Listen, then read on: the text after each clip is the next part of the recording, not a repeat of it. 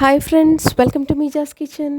ఈరోజు ఒక half kg మటన్తో సింపుల్ రెసిపీ థిక్ గ్రేవీతో ఒక 2 టేబుల్ స్పూన్లు ఆయిల్ యాడ్ చేసుకొని ఒక 2 పెద్ద ఆనియన్స్ని కట్ చేసుకొని ఆయిల్ వేసి మంచిగా ఫ్రై చేసుకోవాలి. ఆనియన్స్ కొంచెం మంచిగా ఫ్రై అయిన తర్వాత ఒక టేబుల్ స్పూన్ అంతా అల్లం వెల్లిపాయ పేస్ట్ వేసుకొని మంచిగా మిక్స్ చేసుకోవాలి. పచ్చివాసన పోయేదాకా కొంచెం ఫ్రై చేసుకోవాలి. ఫ్రై అయిన తర్వాత ఒక టీ స్పూన్ పసుపు వేసుకొని అది కూడా మంచిగా ఫ్రై అయిపోవాలి. అది ఫ్రై అయిన తర్వాత ఇది మటన్, హాఫ్ కేజీ మటన్ మంచిగా ఉప్పు నీళ్ళల్లో కడిగి జల్లిగిన్నెలో వేసుకుంటే అందులో నుంచి వాటర్ అన్నీ వెళ్ళిపోతాయి, మనకు ఆ నీసు వాసన అనేది రాదు. సో ఇప్పుడు మటన్ని యాడ్ చేసి మనం ఫుల్ ఫ్లేమ్ మీద కుక్ చేసుకోవాలి.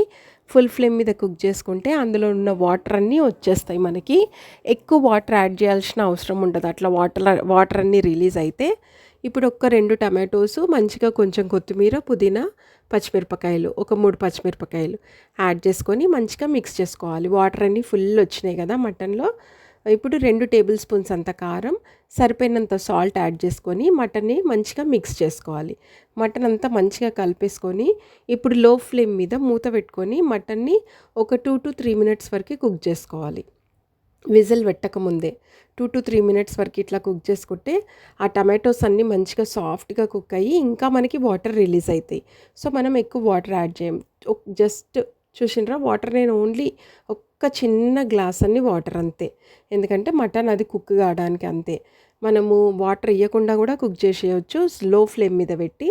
సో మనం ఇది తొందరగా మనకు అయిపోవాలి కర్రీ అని చెప్పేసి నేను ఒక చిన్న గ్లాస్ వాటర్ యాడ్ చేసిన. ఇప్పుడు మనకి ఒక 3 to 4 విజిల్స్ పెట్టుకుంటే మనకి మటన్ మంచిగా కుక్ అయిపోతుంది.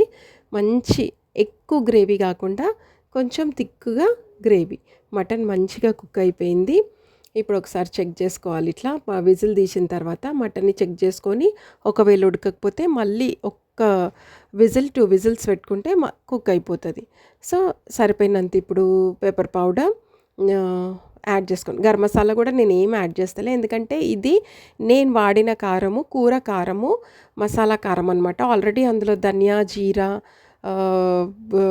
లవంగాలు అవన్నీ గ్రైండ్ చేసిన పౌడర్ అది. మీ దగ్గర ఒకవేళ కూర కారం లేకపోతే కొంచెం ధనియా పౌడర్ యాడ్ చేసుకోండి, సరిపోతుంది. ఇప్పుడు మన థిక్ గ్రేవీతోని యమ్మీ మటన్ కర్రీ రెడీ అయిపోయింది. ఇది చపాతీలోకి, ఫ్రైడ్ రైస్లోకి, బగారా రైస్, చాలా బాగుంటుంది. ఫ్రెండ్స్ తప్పకుండా ట్రై చేయండి. మీకు కనుక ఈ వీడియో నచ్చితే లైక్ చేయండి, షేర్ చేయండి, సబ్స్క్రైబ్ చేయండి. Thank you for watching.